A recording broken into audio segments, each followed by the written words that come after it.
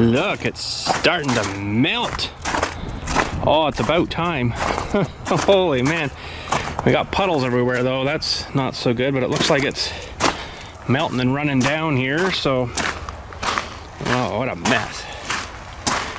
Running down, yeah, what a mess. Oh, good time now to smooth things out. Darn it, look at the mess. Oh, wow. Anyways, she's running, she's melting. It's like 17 degrees out here today. It's just wicked warm. Well, today we're gonna have a little browse of this manual for this sawmill, just to get a little more familiarized with things. What I want to do though is first go and check and see if the 800 in the container, if it's still leaking the carb.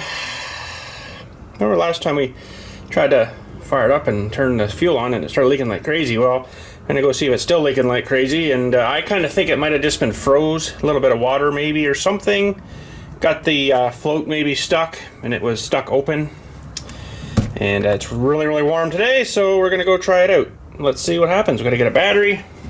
I don't know if this is any good, but get a battery and we'll take her in, hook her up, and try her out.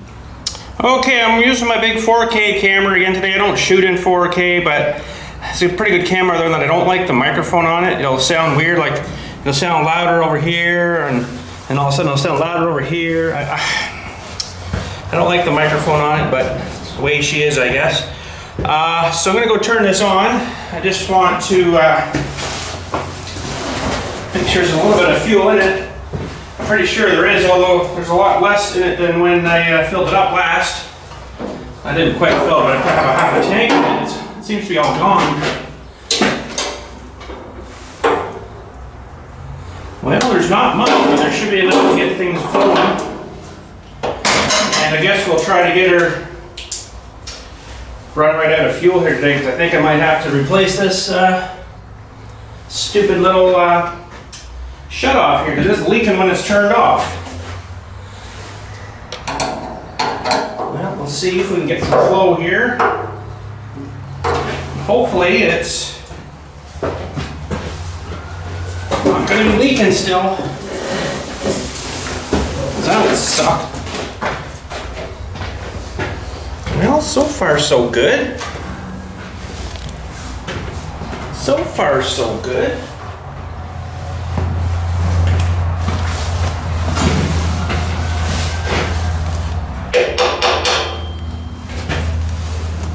I don't think it damaged my paint the other day too when it had it like half full in the tube here. I think we're actually good maybe. Okay. Now, gotta get this thing wiggled back on here.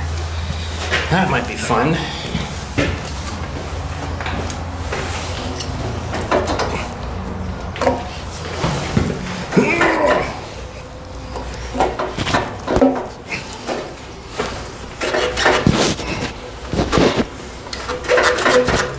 Not quite.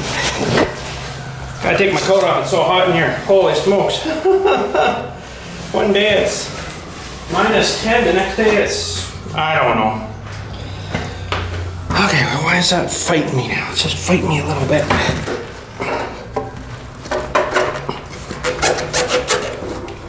There we go.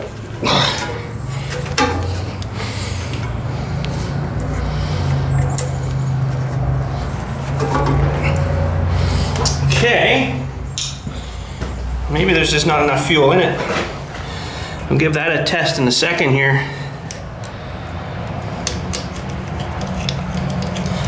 I'll try to start her up and let her run the fuel right out of it, I guess.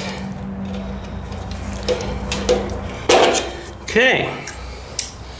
That should be good. All right, well, while you're right here, let's see, she'll fire up for us here. Probably well flooded from before, but should be all right now. Let's see, she just fires right up.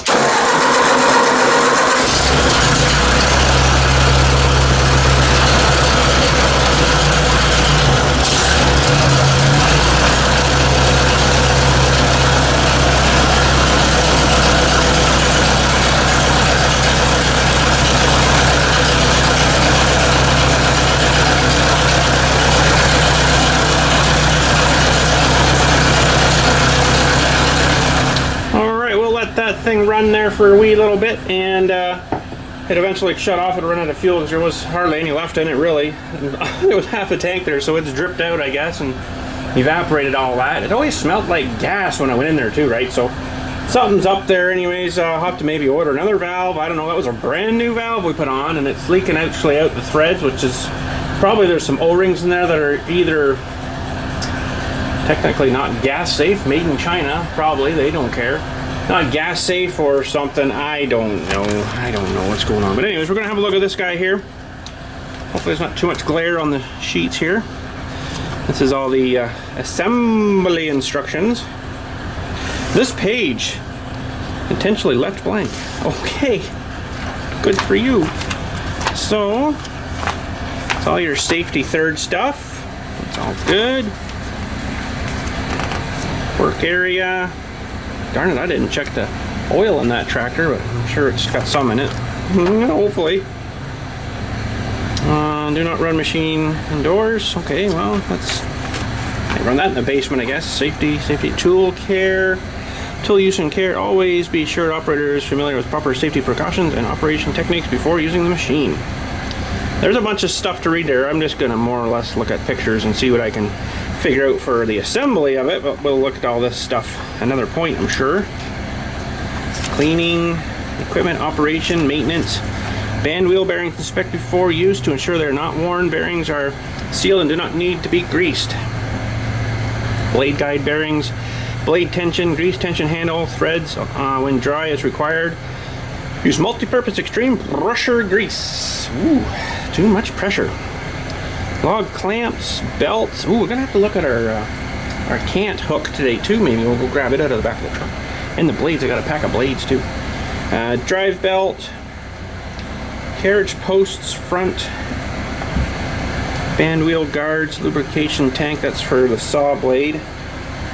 Fill water, add a teaspoon of liquid dish soap, and if pitch builds up on blade, in winter months windshield washer fluid can be used. Oh, there you go. Blade lubricant. Never use diesel or kerosene as blade lubricant. Gasoline is fine, no. Or white gas. Ooh, you know what white gas is? Camp stove gas. No, I wouldn't use either one of those either. Engine lifting cables, engine oil, check engine oil. Should have a low oil shutoff thing. Well, there's a little picture of it all assembled. That's good to know. That thing's running longer than I thought it would. Have to go check her halfway through here, make sure everything's all good. I hear that stupid mount rattling too, so might have to pull the hood off again. I don't know. Something's rattling under there, like squealing. I think I know what it is, but just the way it went back together, I guess maybe the paint or something between things, or I don't know. Spray some stuff in, it might help. I don't know. So let's see, assembly. Oh, there's how you unbox it. So you take out 2 bolts there on the crate and then flip it down. Yeah, flip it down and drag it out onto the thing. They don't provide the blocks for you though, so I'll have to figure out that. Okay, there's all the breakdowns of pieces. Build track up off the ground on large timbers or blocks for ease of assembly, preferably. This is actually yes and no. When we get to it here, I'll show you why they want you to put it up on blocks, like on cement blocks or beams. I mean, that's like giving you a VCR and a videotape to figure out how to run your VCR, right? You got to cut some blocks first to put under the thing, so I'll have to figure something out for that. Okay, so there's all the parts and pieces, the mid bunk, end bunk, carriage stop, track rail, all these things here. It's pretty cool. I'm going to actually point you down a little more here, I think. Maybe. Hang on. There. Better straight down view, maybe. And we've got a bunch of 16 bolts, 16 nuts, 4 track rails, unless you get the extension, which I didn't. I mean, I don't think I'll need much more than 10-foot length of wood, I wouldn't think, but I think it was like 400 and something for the extra 6 feet. I'm like, that's, no. Crafty fella could probably get some of this angle irony stuff and a couple of these, whatever size they are, these bunk things they call them. They're like 2x4s or something like that, and just extend it himself. Might end up doing that. So there's how they want you to put all these together with these flat plates too. A little more strength, I guess. Lots of voltages. I kind of like the welding together myself, but then this is removable again if you had to take it apart, right? It's not too bad. So there's how you tighten it. Tighten from center out, and hopefully it stays, you know, level. Trying to keep those tracks level might be kind of interesting, although they have little feet under them, these things, and they'll probably, oh, I just got dirt all over my manual. They'll probably, I would imagine, flex a little bit these tracks, just a bit, you know, to get it level, so because if your carriage isn't running over that thing low and it kind of goes up a little bit, your wood's going to go up a little bit too, right? So you're going to have whoop-yaws in your wood. So we've got to find these in the box. That'd probably be the first thing. Got to put all these together, not, you know, lots of assembly, so fully tighten that first. So you get a bolt and a nut, and a nut. That's kind of cool. And then you put a nut on top again once you put it in your track. So they're putting these all on the track after, I guess they put the track together first, although get these assembled ready to go. Secure each foot by tightening the top nut of the rail. And then this one here is your adjuster. So you gotta loosen the top one, then you adjust this up and down. It's a pretty good idea, I guess. Leveling the track. Working from the middle of the track outwards, each end, check the rails for level, lengthwise along the rails and widthwise across the rails. Yeah, it's got to be bang on perfect. That's going to be real interesting with the ground I work with here. That's why I kind of want to put it on my cement pad where the old crappy building was sitting here, because at least it's somewhat level and somewhat firm, but then it's going to make somewhat of a mess there too, right? So I'd rather have it in the bush somewhere, but we'll have to figure something out, I guess. But so they're putting the end stops on for the carriage. Oh, there's your clamp. Log clamp. It's kind of cool. They're installing that on the carriage. What do you call this? The track, sorry, the track. So they want you to put, I'll show you this why. They want you to put it up on blocks, so they want a big block under here to get it up off the ground, because your log stop here will only go down so far, right? So you're gonna need some, and I think they said they included it with these. They install, or they have these really short log stops here, so it's only like in here somewhere, but you gotta kind of do your first cut and get that smushed over there so it's got a flat area, right? So that's why they want you up off the ground with it. So there's a short one there, yeah, see the short one and then the longer one. Longer, no things you don't want to cut, that's for sure. Alright, check for squareness to the log stops. That makes sense from the bunks. I've got a big framing square here, so that's good. Here we are putting the, putting this together. So they want you to put these rails through first, and I guess, what's this? Wedge cap on bottom of post. Okay, must be wedge cap on bottom of post. I wonder if it's already installed, or you probably have to put that on. Yeah, I would imagine. Remove after use. Huh, okay. Wonder why that, must be something so you don't ding up the bushings in here. There's some real soft bushings in there, like a plasticky bushing, so that must be to keep it going in straight and not wrecking them. And there they're putting on the little skid thingies. Carriage legs. Carriage legs. Man, I can't believe that thing's still running. There's hardly any gas in it. Fuel efficient. Most of it leaked out, I think. Oh man, I'm gonna have to get that fuel thing off and see what's wrong with it. I bet you the O-rings just can't take the fuel and they've like swelled out in there or deteriorated or something in there. So what are they doing here? Head lock down plates. Oh, okay. Head lock down plates. So that'll keep it from moving on the track, I guess. Loosen assembly lock down plates. Discard short spacers. Man, I don't know if I'm gonna be able to do an assembly video on this. We might just show you this and I'll get her together, because I'm gonna have to really think hard about this and not worry about filming stuff, because man, all these little spacers and stuff, like they couldn't seriously have assembled that for me. No, I guess not. So what we got? We got spacer and a little spacer. Discard a short spacer. Really? Like, wow, that's confusing me. Small, oh, sawmill, trailers, owners only. Okay, so this I don't actually need to do because I don't have a trailer for mine. So that's what that is, to lock it down while you're driving. So that I can just, don't need that. Okay. So now they're getting these beams in and stuff there too. Looks like a little more assembly. Got good detailed pictures though anyway, so that's good. There's some more bolts and nuts and everything in this thing. So I don't know if you've noticed louder sound on the left side of if you've got earphones on. That's this camera. I can't do anything about it. It's either that or 5.1 surround sound. I don't know if I want to change it to that or not. But anyways. Yeah, I just don't like the microphone on this camera too much. Other than that, the camera's really good. But it was an expensive camera too. Really expensive. So there's the fluid tank. A lubrication tank. We're putting that on, I guess, now. It looks like 4 bolts that hold that on to the main frame there. Hour meter, really? Now there was something interesting with the hour meter. I don't know if you can see it. That's the hour meter here, but there's like a little wee wire on the top. They want you to cut that wire whenever you get her going there. I guess that starts the time. Starts it working? I don't know. Hour meter mounting holes. Yeah, see here, they want you to cut this wire. Cut wire loop on hour meter after sawmill is assembled. That's kind of strange, but it must be a battery in there or something. I don't know.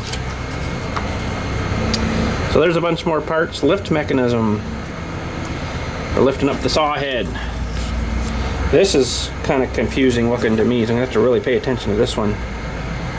So there's the bolt, and spacer, nuts, I guess. Pulley. It looks like a 5mm spacer and then another pulley, and then, wow, I'm going to really have to pay attention to this. And then you got to route your cables. So they give you good instructions for that. Lifting cable.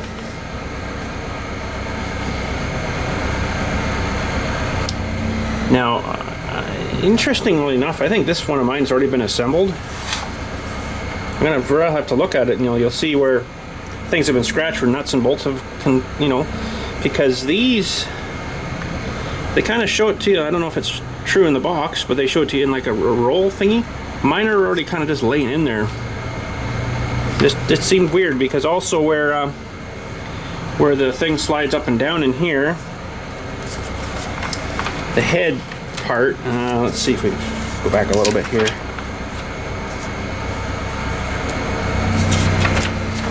This, where these things are, there's little, like I was saying, little plastic things in there, and they already look like they've been scuffed up, which is kind of weird to me. I don't know, maybe they assemble it before they send it out, make sure it's all good, but I doubt they'd run it, but it just seemed a little odd to me. Okay, so there's our measuring tapes. They're on a magnet, I think they said. If they're not, I will be putting them on a magnet. I've got like a big sheet of magnet. Yeah, store the magnetic scale on the front side of the scale.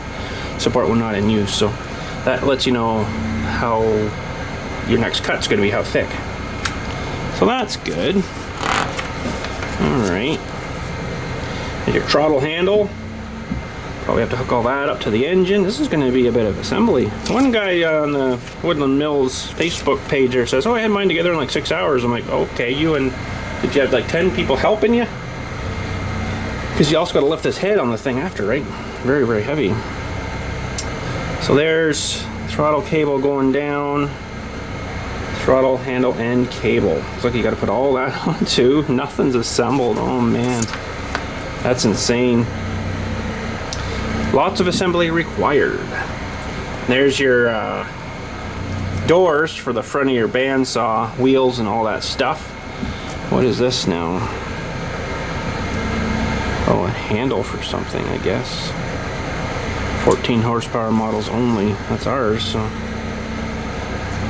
Assemble the handle by passing M12 by 130 socket head cap, screw through one M12 flat washer and the handle and thread it into the aluminum blade guide arm and secure it back on the side of the, okay, so I guess that's to move your blade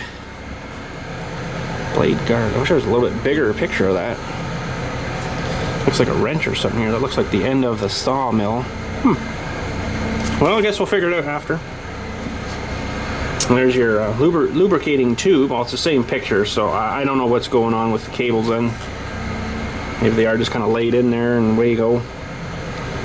9.5 horsepower models only. However, the optional adjustable blade guide was purchased with 9. Ignore these steps. Ours, I don't know if it has that or not. Tip drip nozzle down, so that drips right on the blade. Alright, looks like we're in the middle of the book here, so I'm going to go check this tractor here now.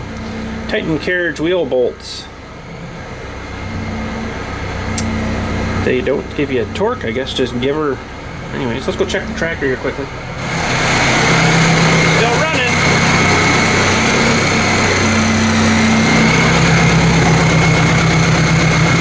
Coming pretty good there.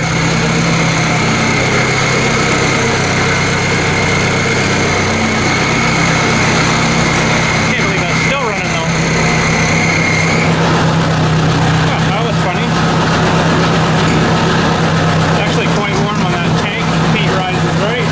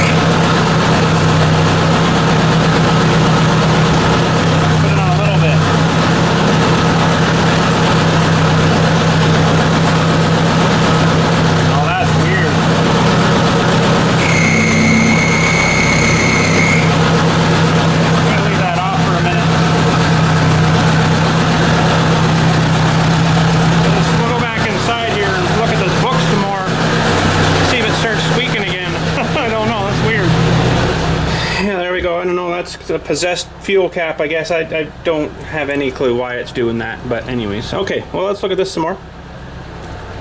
Placing the head on the track, that's what I'm looking for. Oh boy, we saw in wood in about 10 minutes after that. Well, 20 maybe. If a tractor or forklift is available, which we have few to do with, the head can be lifted onto the track with a lifting strap or chain, maximum rating of 1,000 pounds. Attach lifting strap chain to the lifting eyes, raise the head up the rest of the tracks so that the grooves and the carriage wheels fit around the track rails. 2 people are recommended for this procedure. Well, might be just 3 people, me, myself, and I. Potentially. All right. At least 2 people are required for this step. Start removing the 2 carriage... What? At least 2 people are required for this step. Start by removing the 2 carriage stops from one end of the track. The head can be walked over to the track until positioned behind it. Okay, so they're lifting it up. Oh, I guess if you're lifting it by hand. I'm just gonna pick it up and set her down, get her close, and then just down on she goes. I think that's what that means. I don't know why they have to take like a whole bunch of things apart, but I guess you got to put those on after so it doesn't come off the end of the track when you bring her back. That's your stop, right? That would really suck if that fell off. Rolling the sawmill head assembly. Roll the sawmill head assembly along the full length of the track to ensure it moves freely. If it binds or difficult to push, it's likely the track is not square, straight, or level. Make the necessary adjustments to the track and roll it head assembly again. Repeat the track adjustments until the head rolls freely. Well, that makes sense. So there's your raising and lowering the saw head.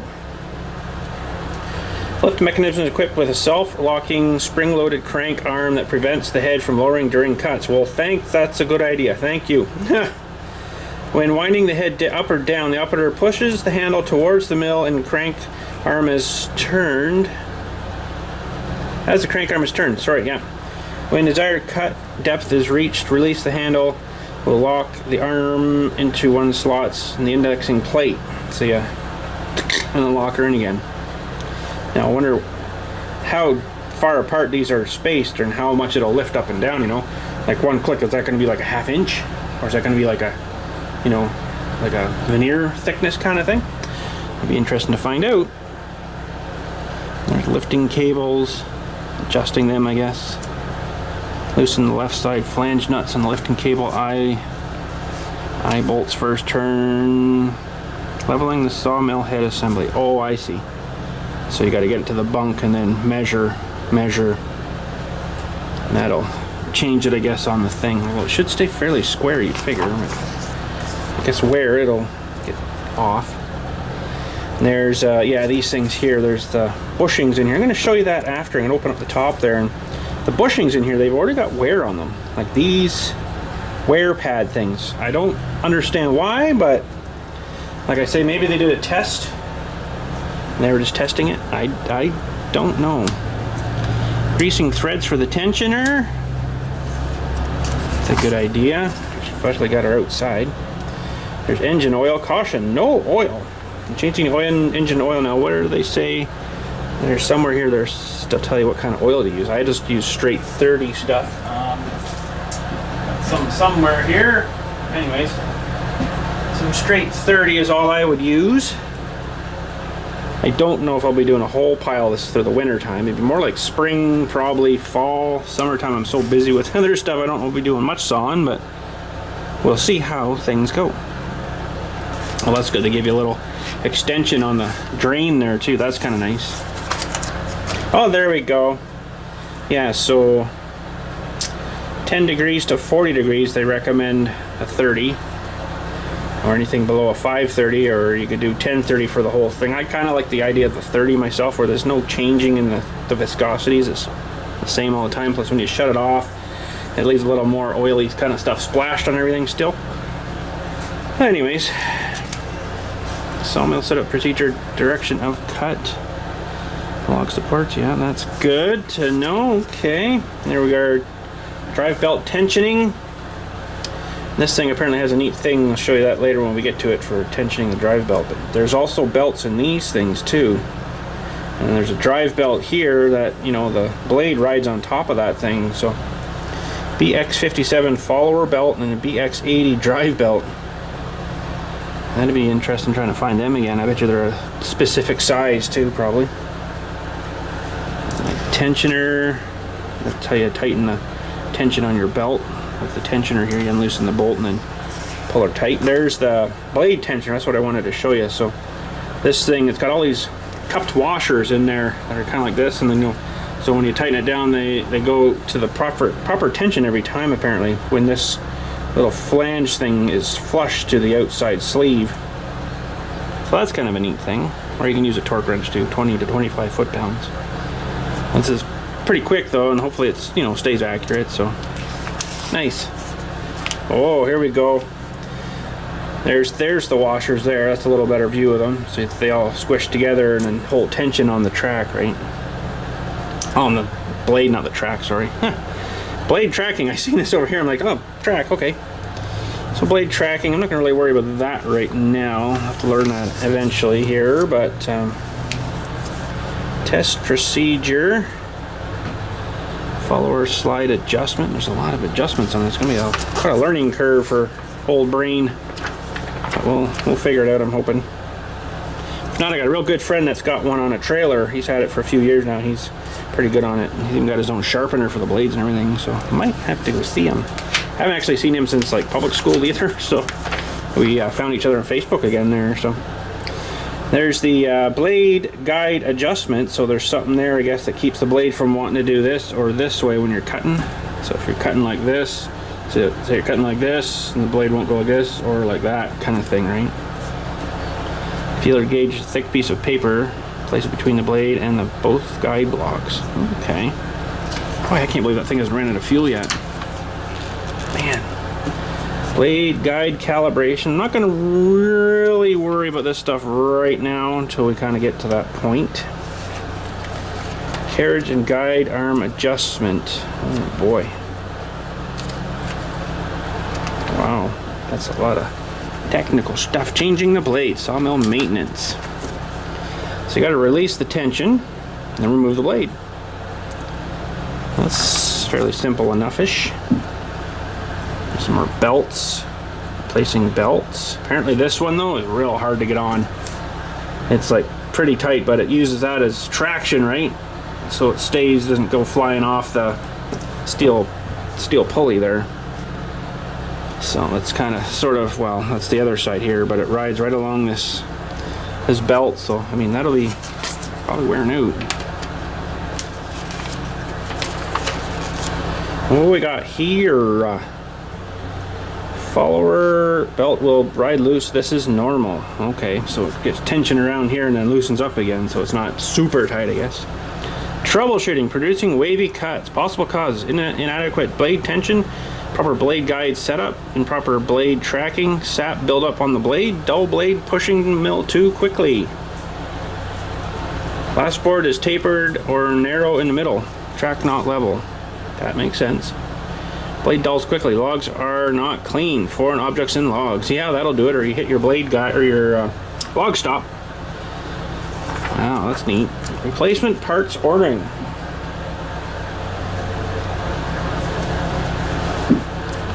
So there's a bunch of parts if we need them at some point. Oh yeah, look at them all. Woo. Exploded view. That's kind of good too, because then it'll be nice to look at those and say, oh yeah, I gotta put blah blah blah blah blah and blah blah blah. Okay, that's good. Yeah, I guess these plates here are to join the tracks together. That makes sense. Okay, just all the explosion views. Explosions. Yeah, these things here, they've got some wear on them already. Where do we go? These pieces. So I don't know why. I just kind of wondering if it's been together once already. It looks like it's slid up and down a few times too, you know, so I'm like, what's going on there?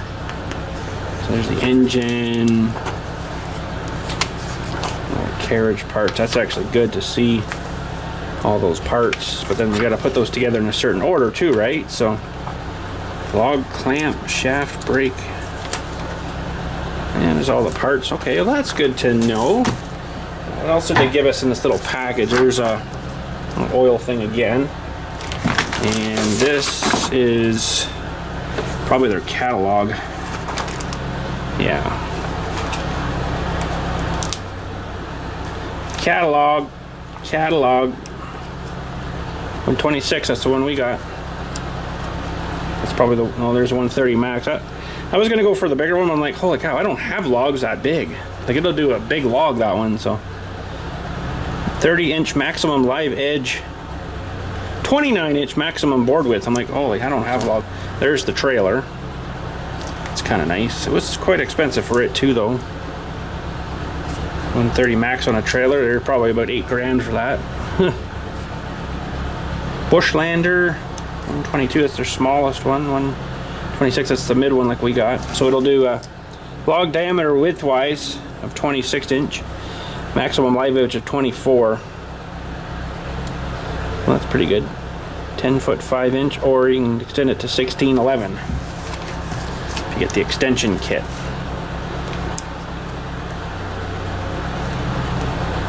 All the cool stuff. People using their, oh, they got chippers too. No, it's a little bit different than the one we got. We got the our chipper from them too. Sure, it's a long obsolete model now, but it still works good. So I need to sharpen some blades on it too. I should get doing those. Not too often I use them, but when you do need it and the blades are $1 a stump grinder, ooh. When you, yeah, if you do need it. Yeah, so that's their catalog. And what else? This is the Kohler engine. I don't think I'll look at it. It's a huge Bible. Pretty simple there. That's not really super necessary, but there we go. Okay. Well, we'll go grab the cant hook there because I want to see what it looks like. Open her up and we'll get the blades too. And hopefully that thing's going to quit soon. So I'd like to, probably not today, but I'd like to get that valve off. See what the heck's going on with that now. If I gotta try to get a new one. Well, let's have a look at this cant hook first here. We'll get her out of the box. I don't know if I gotta assemble this too or what. It can't be that hard. No idea the terminology on this log stuff, why they call it a cant log. I guess it's not a beam yet or a lumber yet. That's basically the, you know, you cut a piece off, that turns into your cant. Oh no.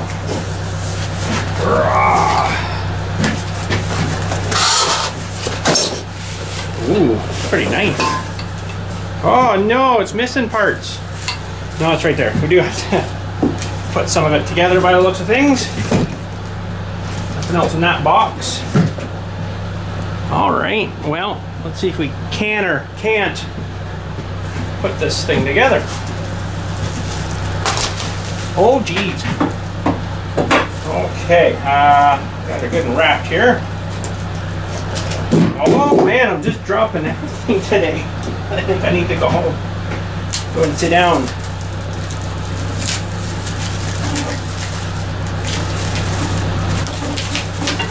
Yeah, this is basically an essential tool if you want to flip logs on your sawmill.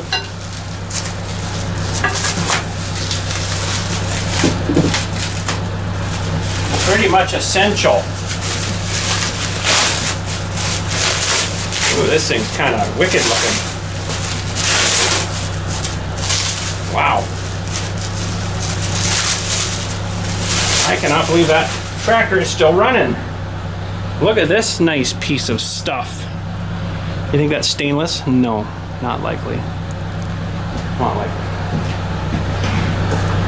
Okay, let's see if I can't figure this out. Let's put this part in the vise, I guess, to hold it for us. For now.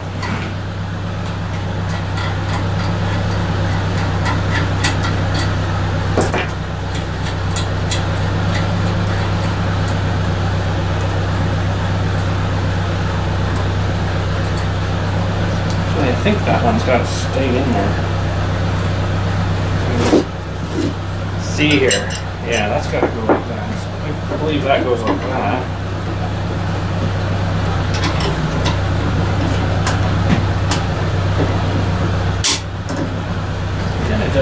fall right down so it stays open for you, I guess. Well, we'll put the things on the same way maybe too.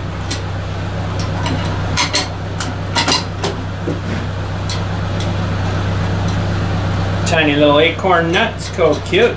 Now I've got to find a Allen key for this screw here out of my batch of Allen keys. I got a whole whack of here. That one.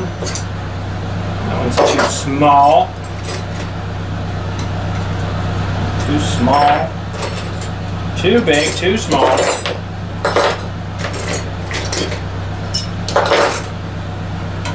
Too small. It'd be metric probably too. So that one might be close. That's one for there. Okay. And we'll get a whatchamacallit wrench here. I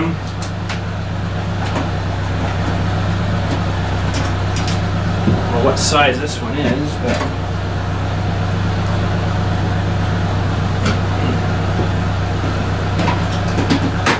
13 maybe.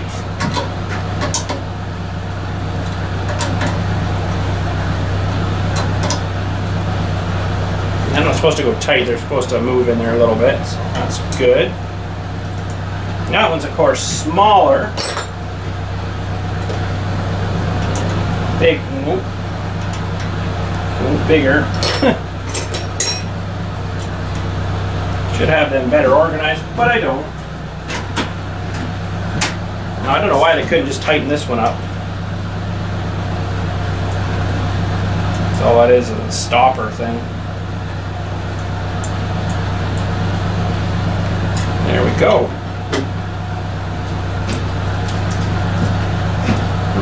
Pretty good. I think that should be all right. Nice good size handle on it too. Hopefully she doesn't bend on me. Shouldn't be that big of a log. So I don't know if I can show you how these work, but you jam that in your log, and then see it's grabbing on the vise there. Did I do that right? And you jam this, I think, in the log, and then you pull it and then push it that way. I'll figure it out. I don't know. I'm all new to this stuff, but we'll figure it out. Shouldn't be too rocket scientist-y. Pretty straightforward once you're shoving her into a log. If I had a log, I'd probably try it out, but I don't have a log right here right now, so can't be doing that. Okay, those are mostly away. Probably should have them better organized, but they're in a box. That's pretty good. All right, the blades here, I think I'm just going to look in the top. I'm not going to probably get them right out. Right here, anyways. Oh. Really don't want to have to open this right up here, but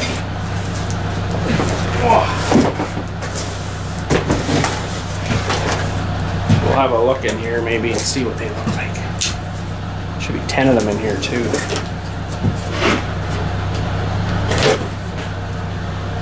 Oh man, gonna have to open it right up, I guess. I didn't really want to until I needed a blade, but I'd like to have a look at them. Oh, look at those beautiful things. They're wicked sharp too. Yeah, pretty good. They have some burrs on some of the teeth though. That's kind of interesting. I'll get you in here for a closer look. Hard to believe by looking at that there's 10 blades packed there, but when you count them, 1, 2, 3, 4, 5, 6, 7, 8, 9, 10, there's 10. They even give you some tea bags. Nice. But yeah, they look pretty nice. Some of them don't look that great though, like they didn't sharpen all the great. They feel sharp though, so I'm pretty confident they'll be fine. But the people were buying the cutters or the sharpeners, and they actually sharpen. Well, they're actually heat treated too on the tops of them there. I don't know if you can see the heat treat marks. They sharpen down in here, I think it was. Zing, zing, and that's sharp. And I'm wondering if you could do them by hand, but man, looking at these now, that would take you forever to sharpen that by hand. They have a machine that's kind of an automatic machine. It advances it and everything, and zing, and it advances it, and zing. And you set it and forget it. But my buddy's got, like I say, he's got a sharpener, so he's got like 70 blades, he says. So these things must eat up blades pretty quick. But that's good, and we got some extra blades, because apparently they don't last too long anyways. So he was telling me too, oh, you gotta really clean the log off really good, and you know, even he says he even takes the bark off. So I'm like, holy smokes. Well, we'll see what we have to do, I guess. I can't believe this thing's still running. Pretty warm. It's about right there though, so that's good. I haven't heard the noise at all either. That whole time we looked at the rest of that book, I think it's just a stupid cap.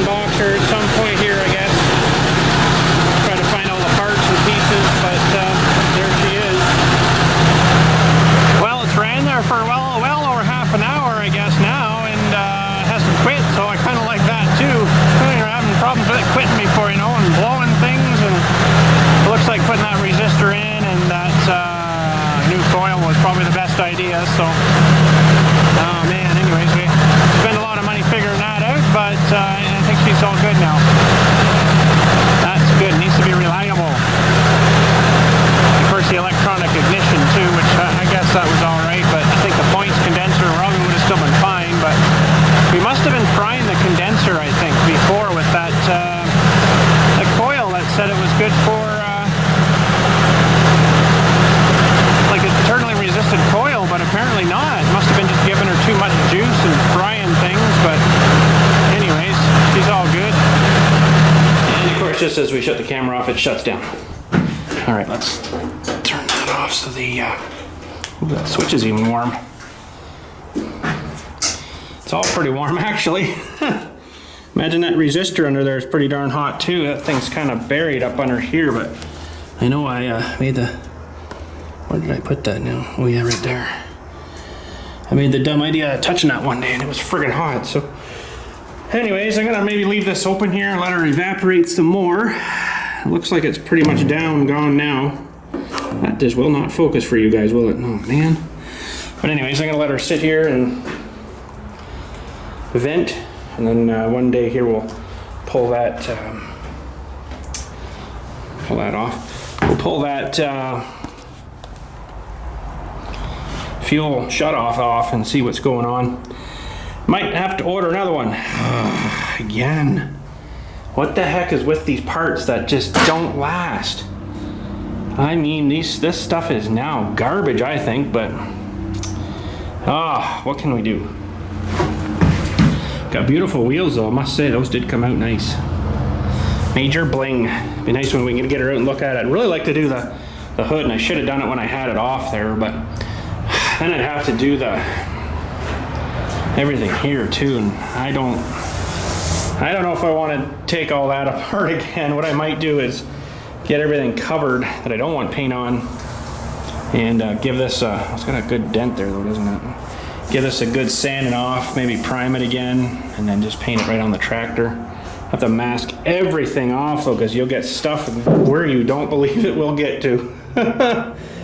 That, or just spray it with a bunch of oil and then paint it and then wash that stuff off. It shouldn't stick if it's got oil on it, right? That's what they say, remove oil and grease, so, or wax. But yeah, I done a lot of stuff here. I don't want to get all covered up too, right? So we'd have to really lay over some paper or something really good in there and just kind of drape it down, cover up all this so we can get in there and blast everything. Probably take these lights right off if I can get in here. Don't know if I can, well, maybe just take the glass out. And the bulb probably be the best thing. Do them right on there. That would dress her up a little bit better.